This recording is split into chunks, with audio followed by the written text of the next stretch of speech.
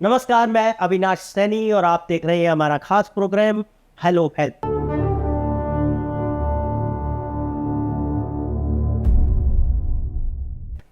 Hello health में आज हम बात करेंगे तनाव की।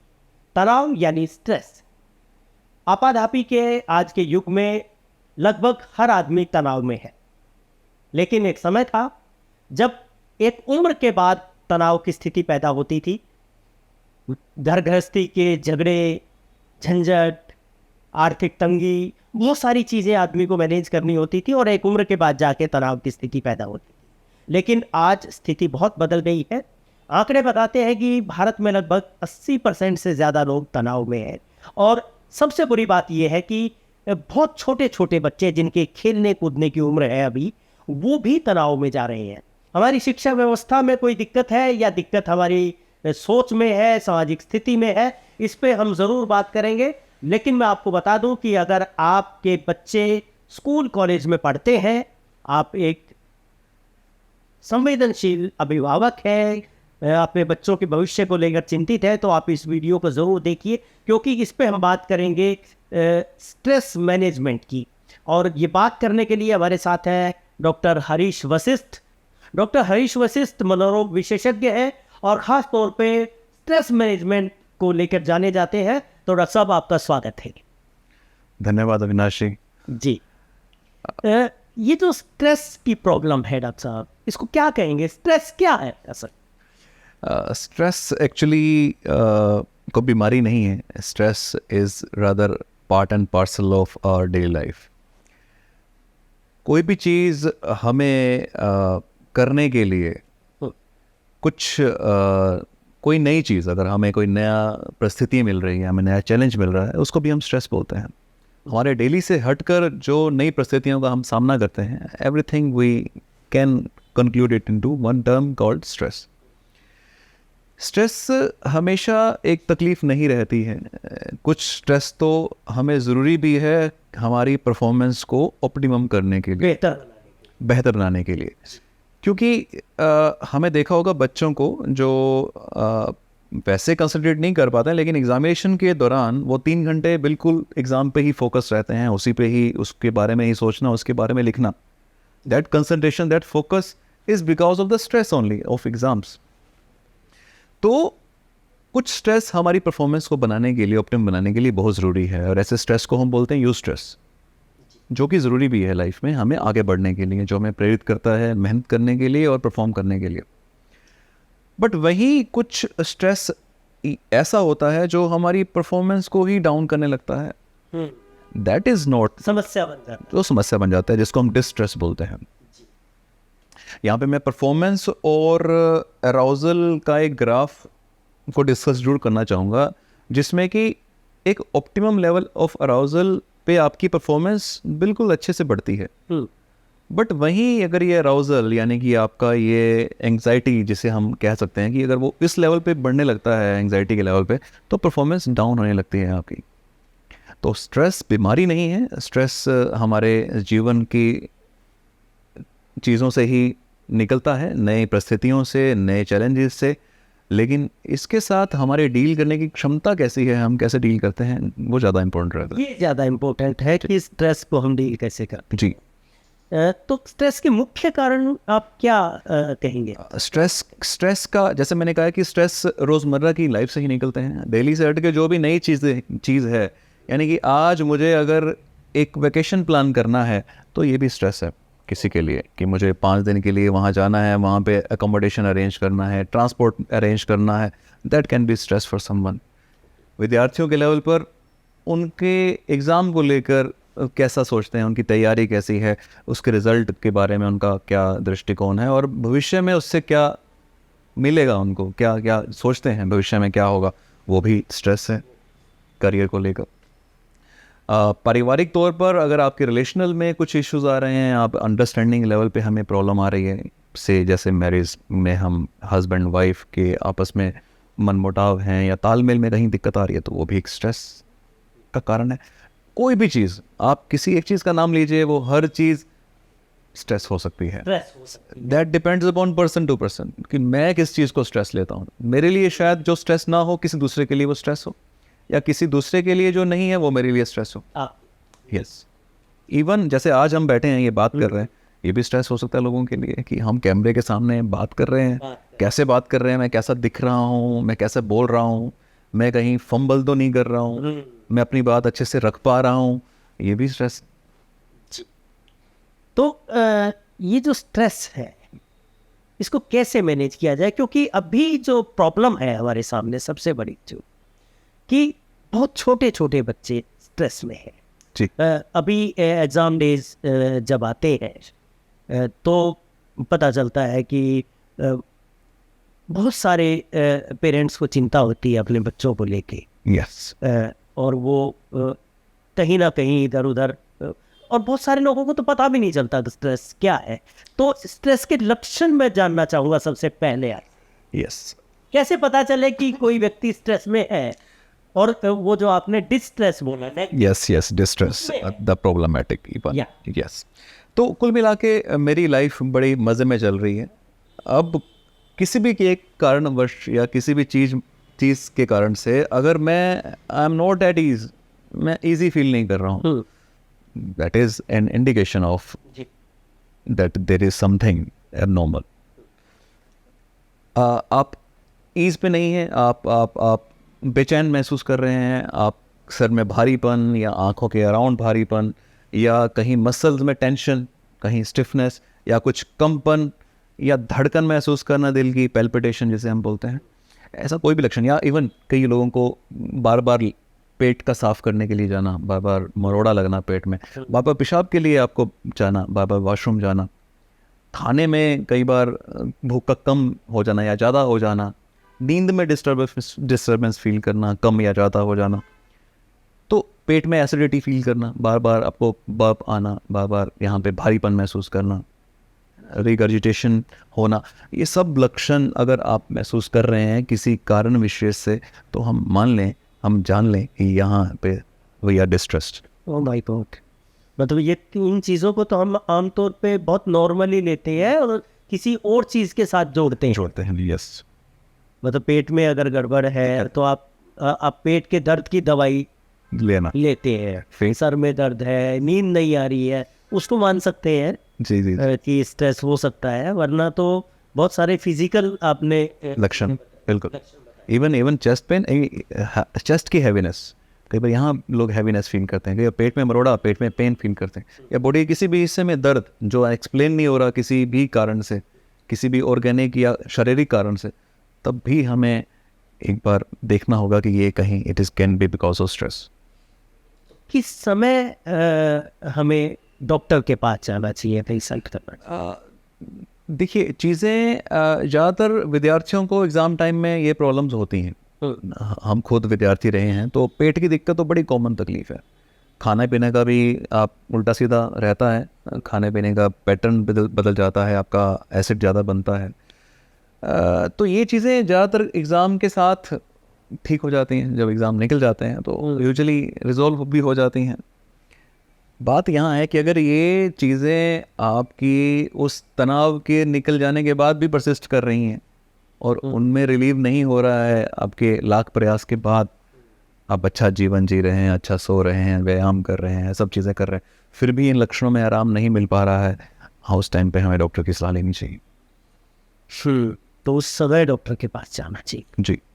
और इसमें जो टीचर है, अभिभावक है, सोसाइटी है, उसका क्या रोल होना चाहिए? जी, देखिए टीचर्स, क्योंकि एग्ज़ाम में आप बच्चे के साथ मतलब थ्रू आउट देख रहे हैं, करिकुलम में आप देख रहे हैं बच्चा कैसा है, पढ़ने में कैसा है, उसकी एक्सपेक्टेशन अपने आप से और करियर में कैसी हैं, ये सब आप टीचर से अच्छा कुछ नहीं जानता है। बच्चे हर स्टूडेंट को जानते हैं कि वो कैसा है, एम्बिशियस है या पढ़ने में ठीक ठाक है, या कि तनाव लेने में कैसा है, कि ये थोड़ा बोल दें तो ये घबरा जाता है। तो टीचर को बहुत ज़्यादा पता रहता है बच्चों के बारे में। तो अगर उनकी सेंसिटाइजेशन अगर है इस मामले में, अगर वो जानते हैं कि तनाव है और इससे बच्चे की परफॉर्मेंस पे विपरीत असर पड़ता है, तो टीचर को सजग होना, उनको इनके बारे में नॉलेज होना बहुत ज़रूरी है, क्योंकि वो सबसे पहले आइडेंटिफाई करते हैं।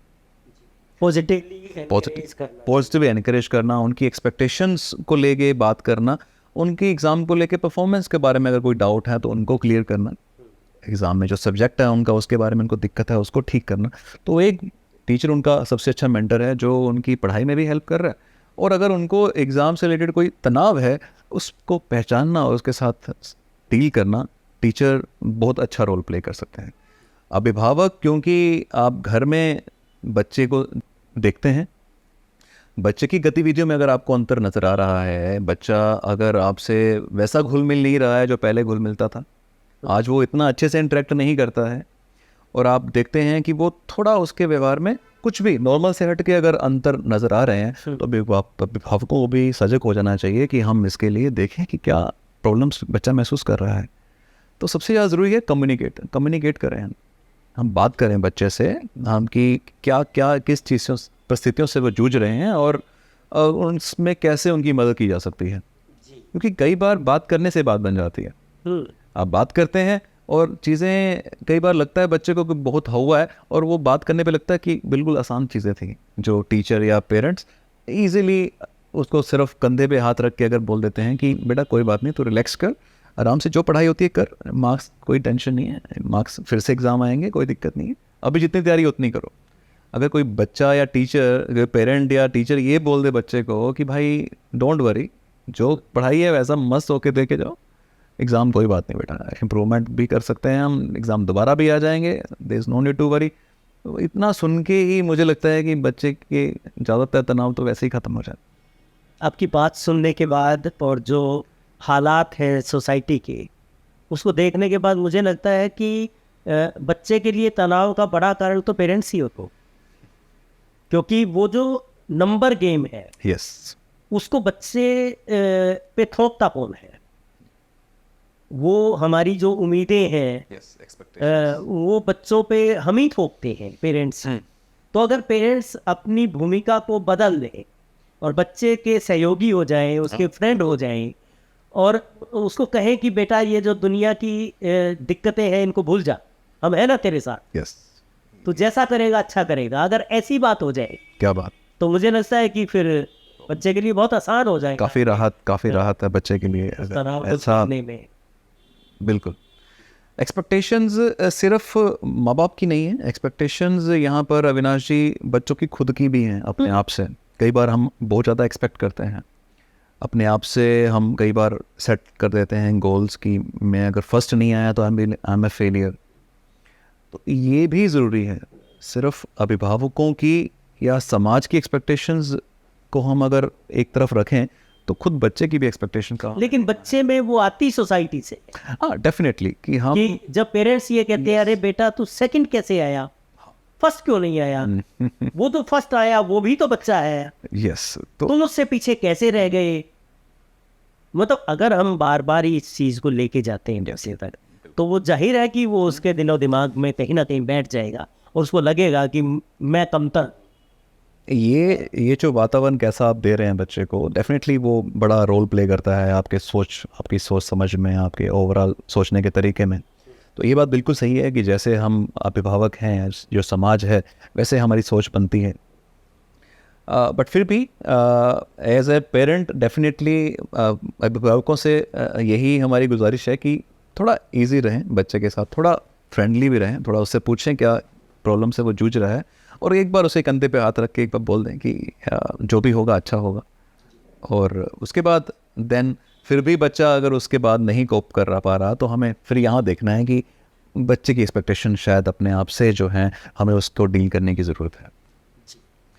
ऐसे मामले में अविनाशी मैं बोलता हूँ ट्राइट्रेशन ऑफ योर एक्सपेक्टेशंस। मैंने एक कंसेप्ट दिया था, मैं खुद काफ़ी बताता हूँ अपने अभिभावकों को और बच्चों को, कि how to deal with your daily stress like this, tied your expectation. अगर आपको लगता है कि मेरे को फर्स्ट ही आना है या इतने मार्क्स लाने हैं, तो अगर आपके किन्हीं कारणोंवश से जो आपके हमारे हाथ में नहीं है, अगर वो आप वैसा तैयारी या वैसा नहीं कर पा रहे हैं, तो ऐसे केस में आप अपनी एक्सपेक्टेशन को थोड़ा टाइटेड कर लें, थोड़ा लोअर सेट कर लें, क्योंकि ये कोई एक्सीडेंट, कोई बीमारी होना ये हमारे हाथ में नहीं है। उस टाइम पे कोई वैसे ही मिस है फैमिली में हो जाना, या कोई और चीज़ हो जाना, या एग्ज़ाम के टाइम पे ही मान लो, अब जैसे उड़ीसा में जो त्रासदी हुई है, ऐसा कोई कुछ चीज़ें हो जाती हैं, तो ये इससे हमारा बस नहीं है। ऐसे कारण से कोई बच्चा अगर मान लो एग्ज़ाम देने जाना था और वो नहीं जा पाया, ट्रांसपोर्टेशन में दिक्कत आ गई या किसी सड़क बंद के कारण से प्रॉब्लम आ गई, तो ये चीज़ें हमारे हाथ में नहीं हैं। तो ऐसे में उनके साथ हमें कैसे टाइट्रेट करना है अपनी एक्सपेक्टेशन को, कैसे उनको एक्सेप्ट करना है उन चीज़ों को, ये बड़ा ज़रूरी हो जाता है। To accept what is inevitable, जो हमारे हाथ में नहीं है, और अपना बेस्ट करना जो हम कर सकते हैं। ये तो आपने बताया कि हमें किस तरह से ये अपनी जो उम्मीदें हैं उनको कैसे कम कर। जी। इसके अलावा हम तनाव में कम से कम आए तो उसके लिए कुछ डेली जो रूटीन है हमारा, या कुछ डाइट है या कुछ दूसरी चीज़ें आप सजेस्ट करना चाहेंगे? जी जी जी, देखिए हेल्दी लाइफ का, लाइफस्टाइल का बहुत ज़्यादा महत्व है। आजकल लाइफस्टाइल डिसऑर्डर भी काफ़ी हो गए हैं, आजकल डायबिटीज़ इवन बच्चों में भी काफ़ी कॉमनली देखा जा रहा है, ओबेसिटी, पेट बढ़ना, वजन बढ़ना भी बहुत कॉमनली पाया जा रहा है। तो इन डिसऑर्डर्स को हम लाइफस्टाइल डिसऑर्डर बोलते हैं, क्योंकि ये ज़्यादातर आपके दिनचर्या में आप कैसा खा पी रहे हैं, कैसा व्यायाम, कैसी एक्टिविटीज़ कर रहे हैं, उस पर बड़ा निर्भर करता है। तो लाइफस्टाइल मॉडिफिकेशन तो हमेशा से ही एक हमारा रहा है कि हमें इनको तो फॉलो करना ही है, जिसमें टाइम से सोना, आपको रात्रि को जल्दी सो जाना और सुबह जल्दी उठना, सुबह उठकर थोड़ा व्यायाम करना, थोड़ी स्ट्रेचिंग करना, एक्सरसाइज करना, खाना नियमित रूप से लेना और संतुलित आहार लेना, जिसमें प्रोटीन रिच डाइट, दालें हैं, हरी सब्जियां हैं, ये सब चीज़ें लें हम। थोड़े फल फ्रूट भी साथ में लेते रहें। हाइड्रेशन मेंटेन करना, जिसमें पूरा अच्छा से पानी भी पीना बड़ा ज़रूरी है। कई बार बच्चे पढ़ते पढ़ते पानी भूल जाते हैं लेना, या ग्लूकोज की कमी कई बार रहती है, कई बार हम उसकी भी कमी के कारण से हम फोकस नहीं कर पाते हैं, हम थोड़ा सा लो फील करते हैं। तो न्यूट्रिशन का बहुत बड़ा रोल है, जिसमें मैंने बताया कि प्रोटीन रिच डाइट है और बैलेंस डाइट है। जंक वगैरह से ये चीज़ें जो हम बर्गर, चाउमीन और ये मैगी वगैरह, या जो रेडीमेड फूड मिलता है या पैकेट फूड मिलता है, इसको जितना हो सके अवॉइड करें। बच्चे भी और पेरेंट्स भी ध्यान दें इन चीज़ों का, क्योंकि पिज़्ज़ा वगैरह जो आजकल बड़ा चल गया रेडीमेड, आप जोमेटो से ऑर्डर करते हैं और उसके बाद ईजिली उसको ले लेते हैं, बट उसका हमारे स्वास्थ्य पे विपरीत असर पड़ता है। कोल्ड ड्रिंक्स बहुत कॉमनली यूज़ करते हैं, कोक और ये सब चीज़ें बड़ी इजीली करते हैं, and they are very instant energies and they are very bad energies, जो काफ़ी हमें बुरा प्रभावित करती हैं। तो इन जंक से, इन इंस्टेंट ये जो ड्रिंक्स हैं, कोक वगैरह या ये चीज़ों से बचें हम। संतुलित आहार लें जो नियमित है, तो व्यायाम और एक्सरसाइज ज़रूर करें। काम के साथ साथ अच्छा आराम भी ज़रूरी है, सोना बहुत ज़रूरी है, अच्छी नींद लेना बहुत ज़रूरी है, एक्सरसाइज बहुत ज़रूरी है। और हाँ, आजकल का जो ये एकाकी जीवन हो गया है ना, आजकल हम एग्ज़ामिनेशन के टाइम पे ना बच्चों को कहते हैं कि एग्ज़ाम की तैयारी करनी है, चुपचाप नॉन अटेंडिंग स्कूल, बाकी आप किसी कॉलेज को ज्वाइन नहीं करेंगे रेगुलर, आप डिस्टेंस से करेंगे वो, और कोचिंग वगैरह या खुद पढ़ के आप एग्ज़ामिनेशन की तैयारी कर रहे हैं। जी। प्रॉब्लम क्या है, इससे टाइम तो मिल रहा है, आप एग्ज़ामिनेशन की तैयारी तो ठीक कर पा रहे हैं, लेकिन जो इंटरेक्शन है बच्चों का, बच्चों से आपस में जो आप बात करके सीखते हैं, जो एक दूसरे की प्रॉब्लम को जानते हैं, यहाँ बड़ी चूक हो जाती है और बच्चे इस चीज़ में बड़े पीछे रह जाते हैं, सोशल इंटरेक्शन में और इन चीज़ों को डील करने में, सोशल रोल प्ले और सोशल एक्सेप्ट, आप इन सब चीज़ों में। तो यहाँ पे बड़ी प्रॉब्लम मैं देख रहा हूँ, हम देख रहे हैं कि जो लोग बच्चे बिना नॉन अटेंडिंग जो तैयारी कर रहे हैं, उनमें हम काफ़ी प्रॉब्लम्स फील कर रहे हैं स्ट्रेस को डील करने को लेकर। तो ये सोशल इंटरेक्शन, यानी कि अपने दोस्तों से मिलना, उनसे बातें करना, उनके साथ खेलना, even physical activity outdoor, that is very important. परिवार में भी आप अकेले कमरे में किताबें लेके बैठे, बिल्कुल। इसकी बजाय अगर बात करते हैं यस, कुछ टाइम हम ज़रूर निकालें जो हम आपस में बात करें, एक पढ़ाई के अलावा कुछ और बातें करें, अपने अभिभावकों से, अपने सिबलिंग्स, अपने भाई बहनों से और अपने दोस्तों से। बिल्कुल सही कहा, क्योंकि स्ट्रेस जब अभी एग्ज़ाम की हमने बात की कि स्ट्रेस आता है एग्ज़ाम के डेज़ में, लेकिन बहुत बार वो कंटिन्यू कर जाता है। और हालत ये है कि जब रिज़ल्ट जब हमारे आते हैं तो बहुत अखबारों में ऐसी खबरें हमें देखने को मिलती है जो हमें बहुत ज़्यादा व्यथित कर देती है कि फला बच्चे के नंबर पूरे नहीं आए, कुछ कम आए, 80s में आ गए, 90s में नहीं आए, या उसमें भी वो हो गया, उसने सुसाइड कर लिया। ये टेंडेंसीज भी यस, स्ट्रेस की वजह से ही होती हैं। जी वेरी अनफॉर्चुनेट बट ट्रू। कहीं ना कहीं तनाव ही एक चीज़ है जिसके बाद, ये तनाव तो हम एक नॉर्मली चीज़ें बोल रहे हैं जो हम डे टू डे में फील कर रहे हैं और हम कैसा उसको लेके महसूस कर रहे हैं, उसको डील करने में असमर्थता जाहिर कर रहे हैं। एक यहाँ पे अविनाश जी मैं बताऊँगा, स्ट्रेस के साथ सिर्फ स्ट्रेस ही नहीं है, स्ट्रेस के आयाम अलग हैं कि स्ट्रेस ज़्यादा कम कुछ नहीं है, it's how we deal it. हमारी कोपिंग कैसी है उसको डील करने में, कोपिंग स्ट्रेटजीज आपकी, हमारी खुद की या हमारे आसपास वालों की। कोपिंग स्किल का डेवलप करना बहुत ज़रूरी हो जाता है। अगर हमारी कोपिंग स्ट्रेटजीज को डील करने में समर्थ नहीं है तो एक छोटा सा स्ट्रेस भी बहुत हवा नज़र आता है, जैसे एग्ज़ाम्स में मार्क्स कम आना या फेलियर। अब इसको लेकर हम, बच्चा कैसा महसूस कर रहा है, उसको लग रहा है कि एक एग्ज़ाम में फ़ेल होना शायद पूरे लाइफ में फेलियर है। वो मानसिक, उसकी मानसिकता अपने आप से बनी या समाज या परिवार से बनी, ये बाद की बात है, इस पे डिबेट का विषय नहीं है, वो भी तो वही है। बट हाँ, बच्चे ने उसको कहीं ना कहीं ये लग रहा है कि इस एग्ज़ाम में failure is my life is failure, now I am of no use. And इतने व्यथा के साथ ही बच्चा कोई ऐसा कदम उठा सकता है, सुसाइड जैसा कदम उठाना, रियली अनफॉर्चुनेट। बट इस चीज़ को भी पहले पहचानना, बच्चों की कोपिंग को असेस करना बहुत ज़रूरी हो जाता है कि हम डे टू डे में बच्चा कैसे डील कर रहा है अपनी तनावों को, किस भावना से डील कर रहा है, कैसे कर रहा है, ये बड़ा ज़रूरी है। बच्चे, पेरेंट्स और बाकी लोग ज़रूर देखें इस चीज़ को कि how he deals with his stress. जी, आपने बहुत सारी चीज़ें बताई कि हमें क्या करना चाहिए, लेकिन क्या नहीं करना चाहिए। हाँ जी, मैं ये बात मैं I wanted to raise this point. आज के टाइम में ना मोबाइल हमारे जीवन का ना एक बहुत बहुत बड़ा हिस्सा हमारे टाइम का कंज्यूम करता है। हर चीज़ मोबाइल पे रेडीमेड है। मोबाइल नो डाउट इंटरनेट के साथ हमारी कई इन्फॉर्मेशन हमें बड़ी इजीली मिल जाती हैं, बड़ी जल्दी एक्सेस कर पाते हैं। एकेडमिक्स की बात करें तो वो आर्टिकल जिसको हम घंटों जाकर लाइब्रेरी में ढूंढते थे, आज के टाइम में वो एक क्लिक पर अवेलेबल है। नो डाउट बहुत बेनिफिट्स हैं मोबाइल के, इंटरनेट के, बट उसके साथ जो ये आज के टाइम में जो उसके ऊपर व्यतीत करना, पढ़ाई के अलावा जो समय व्यतीत करते हैं, इसका स्क्रीन टाइम ज़्यादा है बजाय एकेडमिक्स के। हम रील्स, शॉर्ट्स या इधर उधर के वीडियोस या इधर उधर की कुछ ऐप्स में बहुत ज़्यादा समय लगाते हैं। बच्चे या बड़े, कोई इससे अछूता नहीं है, हम बहुत ज़्यादा समय मोबाइल पे यूज़ करते हैं और ये कारण बन रहा है आज हमारी बड़ी मानसिक प्रॉब्लम्स का। और सबसे ज़्यादा कारण है हमारे टाइम की, जो हम महसूस करते हैं टाइम नहीं है हमारे पास, उसका बड़ा कारण बन रहा है।